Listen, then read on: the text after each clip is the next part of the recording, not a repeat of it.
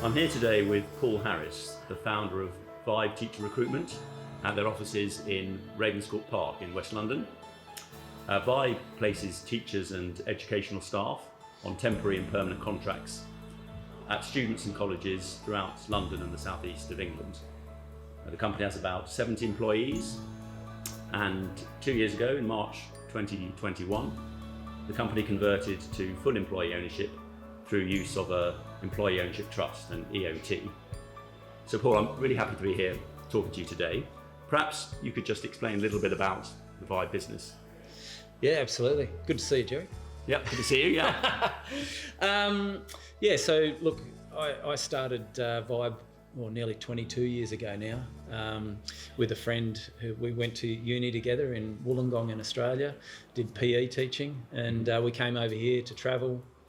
And while we were here, a whole lot of our mates were teaching as well. And at the time, there weren't very many teaching agencies, and so there perhaps wasn't the competitiveness that created great service. And so schools and teachers alike weren't really happy with what they were being given. And so we decided on a drunk night out that we could provide something better.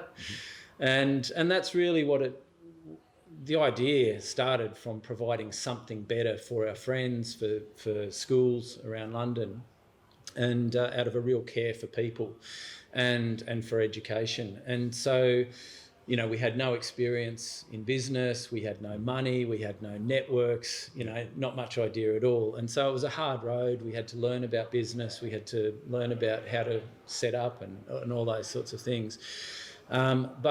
But we really focused on delivering an excellent service, you know, and one that inspired better education and made people happy.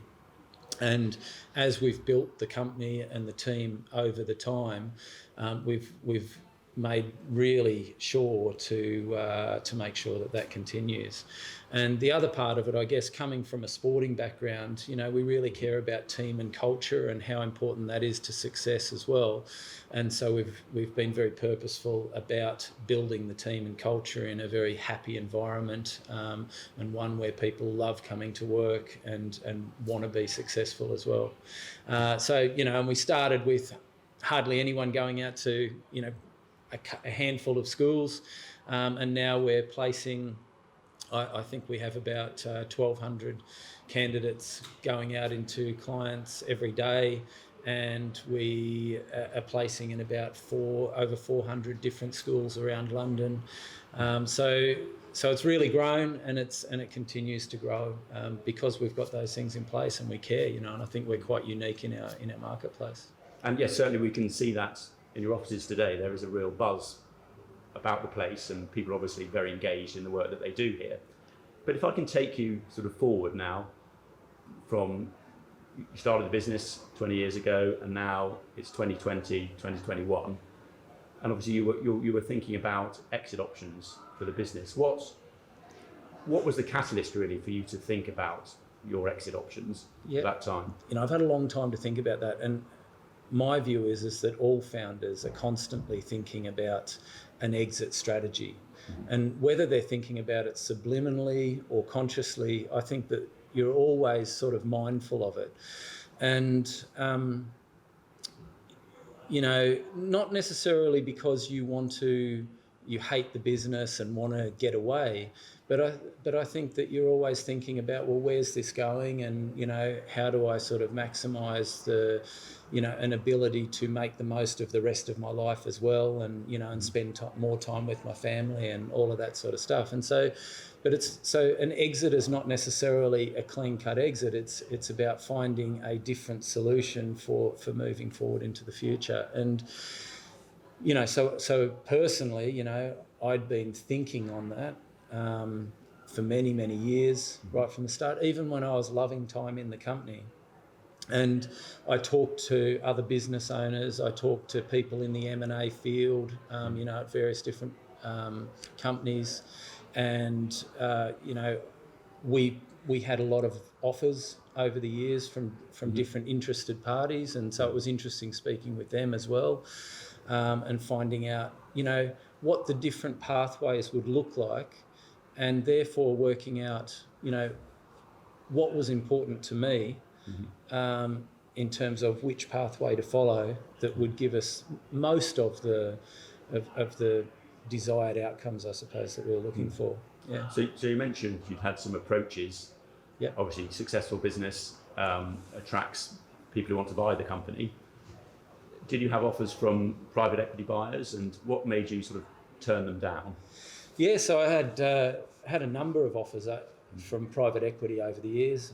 Continue to get lots of emails and stuff, and I think that just comes with success. If you're growing, then there are going to be interested parties. I turned them down for different reasons at the different points, and sometimes it got very close to choosing to go that way, because I think that all founders go through ups and downs, through the progression of a company as well. And, there are points where you're really high and, you wouldn't sell to anybody for any reason, and, you're just on top of the world. And then there are other times where times are tough, and it creates a strain on your home life and all of that sort of thing as well. And so you're much more open to any type of exit. Yeah, sure. And there have been times where I guess offers have been put on the table where you may be at a moment like that, and so you more seriously consider it. And the offers have been, at points where financially they were rewarding enough. It's and the exit sort of ideas. But for me, generally the reason that I didn't feel comfortable going ahead, and why we didn't go ahead, was that I never felt that it was going to be the right outcome for the team that was left in the company, or for the company itself in terms of the brand, reputation, team and culture. And for me, it's like a child, and those things mattered to me just as much as whatever the financial rewards were going to be. I wanted the financial rewards, and whatever the exit structure was going to be equitable and great, or rewarding for the efforts that I'd put in. But I also wanted to make sure that this great company that we'd set up, and this team that I care about, that's like a family, was going to be looked after, and that people were going to continue to be happy coming to work. So, yeah. Sure. So did you, when you were weighing up the different options, do I sell to a trade buyer, do I sell to a private equity or financial buyer, or do I look at an employee ownership type of exit, did you speak to other business owners to get their advice, or was it something you thought through? Yeah, no, I mean, over years I spoke to lots of different owners of different businesses, and that included, I've spoken to people in our industry. I know a number of the owners of other companies in our sector. I've spoken to a number of them. I also spoke with a lot of owners in companies that are in other sectors, and talked to them about some who had sold, some who hadn't, and their thoughts on that sort of stuff. As I said, I've spoken to different M&A people as well on their thoughts about different ways to structure processes, etc. I think, the person that I spoke to about the EOT pathway the most was Tony Willis in Cookham, so lived just down the street from me. And, Tony, I think it's important to speak to somebody who's a trusted friend, who you can ask open questions to and feel like you're getting, honest answers from. And so Tony had been through the process, had a really, again, an excellent business, reputable, successful. And so him explaining the process to me, and having chosen to go that direction as well, I really trusted that he makes good decisions as an intelligent person. Yes. And so it made me feel that this could be a good way for us to go as well. Yeah. So Paul, you've explained that one of the key criteria for driving your exit decision was the desire to keep the company independent and preserve the culture that you built up in this business, and also that employees would find the new structure rewarding and engaging. Obviously, there are other benefits to an EOT transaction. There are some tax benefits which make it financially rewarding for the founder of the business. Were the tax benefits a key criteria for you when you were deciding whether to go EOT or one of the other exit routes? Yeah, no, quite honestly, I don't think they were. They're a nice to have rather than a must have. Yes, it's nice that, there's the tax-free element of it. However, if I were to really think about it, I think that partly it's offset by, the nature of the payments being over a number of years. And if you think about inflation, rather than if you get the money up front, in a different type of structure, then you've got the ability to invest that and potentially make money off it over a period of time. So the fact that we're getting it over time, and some of it comes later down the track, or a large part of it even comes later down the track, by then inflation's gone up and maybe you've lost the value of some of that money. So, but that doesn't concern me, that wasn't the key consideration as to why we went this way. For me, as you've just pointed out, for me, the key consideration as to why we went this way was because we cared about the company. We wanted to maintain, to preserve the team, the culture, the brand, the reputation, the service delivery, and also the happiness. So all of those things, they go towards happiness. And in my mind, one of the real concerns that I had about selling any other way to an external party was that the team no longer would have control as to how the company was run and what the culture would be. And it would be an external influence that would be sort of at least partly dictating that. And maybe it would go well, but maybe it wouldn't. And I didn't feel comfortable with the idea that we might be leaving these people that we cared about and a company that we cared about in the hands of people that we didn't know, and it might go the wrong way. So that was absolutely the biggest consideration for us, because we felt that financially we could have gone different routes and achieved financially what we wanted to get. Sure. Yeah. I mean, some business owners, when they're thinking about selling to an EOT, sometimes say, well, look, if I'm going to get my money paid out over 5 to 8 years, I'm not really interested. It's too risky. Obviously, you are being paid out over that sort of period from selling your shares to the EOT. And also another thing they say is, well, it's very hard for an EOT to raise outside equity if we need to invest in the business or do something drastic to restructure the business. We haven't got external shareholders who can put money into the business. Was that ever a worry for you when you looked into an EOT sale? No, it wasn't. I think what we did need to make ourselves comfortable with in terms of choosing to go down the EOT route, because yes, you are looking at a period where you've got to be comfortable that the loan notes are going to be paid down over a longer period of time. So what we wanted to be very confident of was that the team was going to be stable and committed and driven and skillful enough to deliver the results that were going to be needed. So we had to be very confident in the team, and we needed to be really confident in the company's ability to continue to grow and scale as well. And I mean the company's ability in terms of the infrastructure that's in place. And so we looked at, okay, well, what is the infrastructure, the IT infrastructure, the underlying things. And we believed that all of that was strong and able to keep scaling up, so that, if the team was able to drive the growth, the company was in a place that it was able to facilitate that.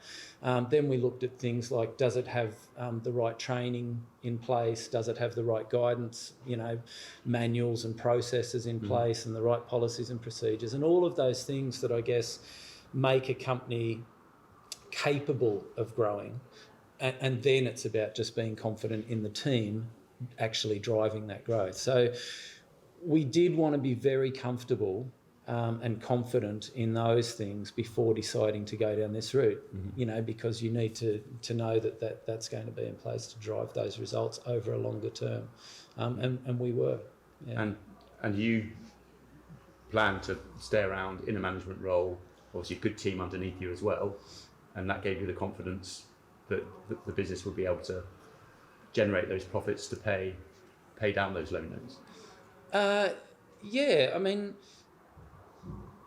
I'm just thinking how to best answer this. I didn't plan on being around in a management role. I have a passion for the company and for its brand, its reputation, its service delivery, its community, its culture. You know, I have a real passion for those things. And so I love, and I have a real passion for this team. And so I really planned on being involved still, and I want to be involved.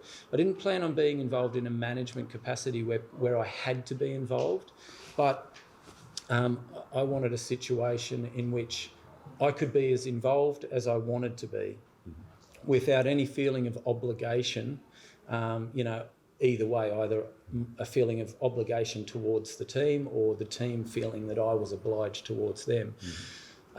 But because I have this passion for them and for the company, yeah, I love continuing to help the team to realise their hopes and dreams, you know, to realise the rewards that are at the end of the rainbow for them as well, you know, and help them to continue on this journey, not only to make sure that we get the payouts that we're looking for, but to make sure that they are rewarded and that that their family lives are happy and, you know, are rewarded as well. So you've weighed up all the pros and cons, and you finally decided, yes, selling to an EOT is the right route.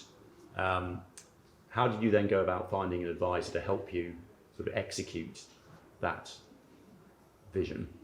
Yeah, well, I was lucky enough to have one of the best living in the village with me. Very kind. No, well, it's absolutely true. I think, you know, to be honest, I feel like I've always been very lucky. You know, when I was growing up, my grandma and mum used to call me Tin Bum. And, you know, sometimes, but I also think that you make your own luck. You know, it's funny because the harder you work, the luckier you get, right? And I'm a big believer in treating people with care and respect, and I'm a big believer that networks are really important in life. And, you know, the nicer you are to people, the more people you meet and get to know, and then the more networks you have. And I just try to live life that way, and I think that comes from my mum and dad as well. But and so when we bought our house and moved out to Cookham, and the people that we bought the house from were friends with you, and you know, grown up with you, and so we were introduced, and then, you know, so that friendship has sort of been nurtured over some time, and then, like I said as well, meeting Tony Willis and speaking with him, and then with yourself as well about the I guess the optional pathway of an EOT, which I hadn't had any idea about before. No one had ever mentioned, you know, no M&A advisors had ever talked about that as a potential pathway for exit. No other company owners that I'd spoken to previously had talked about it or knew about it. And so I think that I was just fortuitous. It wasn't that I went out and looked for that as an option or knew about it and thought, I'll research that. I was lucky enough to talk to people within a network that I had that knew something about it and that I trusted, that could give me information. And, you know, and obviously once I heard a bit, you know, my ears pricked up, and then we spoke and I spoke with Tony over probably a few years, maybe 2 or 3 years, you know, because I think it takes some time to get your head around what it is and how it works, and to think about, is it right for me? You know, and you go through different periods. There were times where I thought, yes, it definitely is, and I thought, oh, maybe something else, and then went back. And I think that that's probably normal and natural, and that most people would have those feelings. So there's a period of taking it on board and just contemplating it. But yeah, like I said, I was lucky enough to know you, mate, and that was the start. Yeah. And you're 2 years down the road now. The EOT transaction was in March 2021. What have you seen any impact on the way the business has performed from becoming employee owned? And do you think in the longer term the business will thrive, or as we talked about, not having any equity, is that a risk? What do you think the longer term effect will be of being employee owned for the business? Yeah, so, well, not just myself, but, I think we all feel that this has been the right decision. So 2 years down the track, we continue to grow and be successful, and I'm very happy that we've gone this way. I think that's probably the most important thing that I could say about it, is that I do reflect on it. Is it the right way? Or, But, and it doesn't mean that it's all been easy or plain sailing or anything like that, but I definitely know that this has been the right way for us to go. The impact on the company, I think we already had a great team and culture. We won the Great Place to Work Awards for the UK for medium-sized companies. So that was in place. But I think that this is the idea of this, has taken that team and culture to new heights. I think that we've got even better staff retention. I think that we've got even better staff buy-in and care for the company and the service delivery. I think that people, take even more ownership of it and believe in it even more. I think that our service delivery, therefore, in terms of what we deliver to our clients and candidates, is even better. And I think people have stepped up in terms of their responsibility with leadership and owning performance and results, etc., because they can really see that this is a longer-term opportunity for them and it's a real, probably once in a lifetime opportunity that most people never ever get in terms of their working lives. So people believe in it, and it's having significant impact. And I believe that I actually believe that impact will become more and more, because the closer to full pay down of the loan notes that we get, I think people start to see more and more clearly what the opportunity for them is, and then become more and more excited by it, and therefore work even harder towards it. So I just think that it's only going to get better in that regard. And it's difficult getting staff at the moment. We're in a very tight labour market. Your business is growing. You are recruiting sort of people to help with that growth. Do you feel when you're recruiting staff, and also when you're trying to retain staff, that the fact that you're employee owned helps you in that retention and that recruitment? Yeah, absolutely. I mean, particularly in the retention, I think in the retention of key members and, the spine of the staff, absolutely, because people who've been here for a bit longer and have stepped up to some sort of level of responsibility and leadership, etc., they can really, they understand the business, they understand perhaps the EOT a little bit more, and they understand the opportunity that's there for them. And so, they're bought in, and they're committed to the longer term and realise the rewards that are there for them, if they work towards them. I think in terms of new people coming into the company, absolutely. I think that it's a selling point that we use to attract new people coming in, and the idea that they can be part of this and, and a part owner and go on a career where, can be some significant rewards as well. I think that probably new people coming in, we very much hand select people. We don't advertise for new people in the office very much. We pretty much select them from the community and networks that we have. And most people want to come in here because they're passionate about education, they're passionate about people, they want to work in a team that has a great, happy culture, that is also driven to succeed and works hard for one another. So those are the reasons that I think people come in here. They want to be part of a community that's successful. Yeah. And sometimes business owners are a bit scared by the idea that they've sold their company and they now have to report to a trust. Yeah. Having run your own show for 20 years, suddenly you've got a trust to which you are responsible.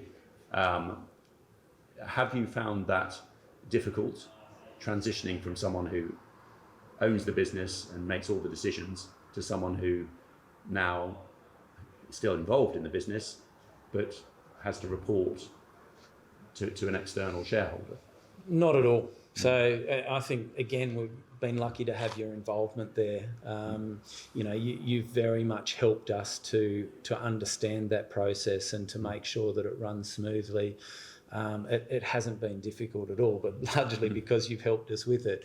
And if anything, I think that it's been good for us because, one, it's probably helped us to be more professional in a sense in terms of some of the information that flows to that meeting, but also in terms of getting an employee representative on there and I think them being part of the discussions and therefore it feeding back to the team, etc. So I think that it's been a really good thing for us and it hasn't been difficult. So Paul, final question. Having selected the EOT as the right route for you 2 years ago and now having lived through it for 2 years, what would your advice be to any other business owners that are thinking of their exit options and thinking whether EOT might be the right option for them? Yeah. Well, I think there are 5 things really, Gerry.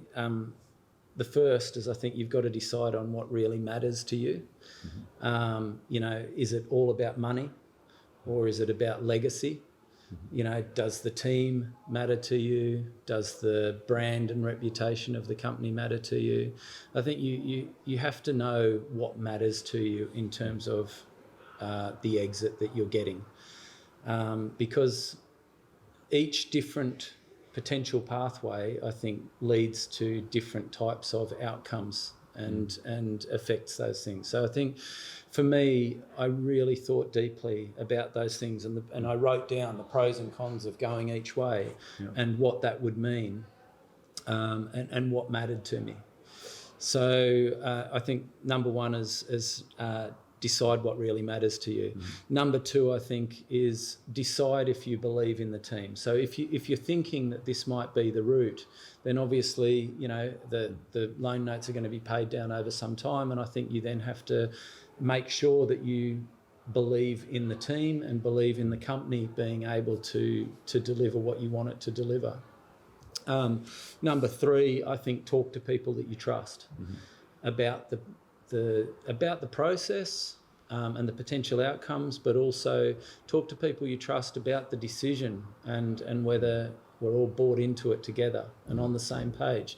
So I think you need to talk to people you trust in terms of other business owners, but talk to your partner about it as well and make sure that your business partner, but your life partner as well, in terms of that they understand and that they're on the same page as well, so that it all goes harmoniously. I think 4, think about what's next for you and when. It's important, and this is probably true of any exit structure, but and it's difficult to think about, well, what are you going to do next? And it's probably easy to think, I'm going to retire and play golf and da-da-da. But I don't think that it's the right outcome probably for most founder directors or, whatever, because generally we're probably the sort of people that have lots of ideas and are highly driven and motivated. And while we all feel like we'd like a break, you very quickly get over that and want to be doing something. And so I think it's important to think about, well, are you going to want any continued involvement in this in any way? Do you still want to, collaborate with the team? Do you want any say in anything? Or do you want to be working on other projects, etc.? And just be thinking about what do you want to be doing with your time. And then I think the last thing that I'd say is if you are going to go down, if you then do go down this way, sell it to your team. It's not just a case of doing it and expecting that they're all going to get it and understand it and immediately and naturally sort of buy into it and be inspired and driven by it. And Tony very much told me this as well, is that, that doesn't naturally happen. Most people don't understand it properly. And I think it's important to talk to your team about it, and probably not once, but in an ongoing capacity, and to make sure that you really sell it to them and get them inspired and get them happy about it, about the opportunity and it being for them as well. And that you've made these decisions for them, not just for yourself, because that is essentially a big part of why people would go down this route, is to help the team that they're working with. And I think it's important for the team to understand that and believe it and be inspired by it. So they'd be the 5 things that I'd say. Great. That was very well summarised, Paul. Thank you very much, and thank you so much for talking to me today. It's been a really helpful discussion, and I hope your experiences will be of value to other business owners that were in a similar situation to where you were 2 or 3 years ago. If you like, I'll leave you with a quote, Gerry, that we wrote to our team, and as part of the letter that we gave to the team, to explain the situation and to motivate them, I suppose, and to tell them, why we were going this way. And the quote is, "The legacy of heroes is the memory of a great name and the inheritance of a great example." Lovely sentiment. And that was, I do often share that press release with other clients about how to communicate to their staff, what it means, to go into a full employee ownership structure. It's nice to hear, to be honest. I'm generally very thoughtful about all the documents that I write and stuff, and communication, particularly with the team and stuff. But and it's never that I write it alone. It's quite a collective process, collaborative. And that particular document I'm quite proud of, and every time I read it, it resonates with me. And big part of this, actually, talking about this and legacy, is and choosing this direction to go, is that I wanted to set an example for my kids and my family, and my wider family, my mum and dad. I wanted to be proud of gone a direction that I could proudly say to them, I've done this for other people, and that they could aspire to the same sort of thing, be a role model to them in the right way. So Now that is one of the great benefits. The legacy can be preserved. You've put the company into a trust for life. And that should live on with the same values and the same culture, for years and years, we hope. I hope so. I think so. Okay, Paul, that's been wonderful. Thanks very much for your thoughts. Thanks, mate.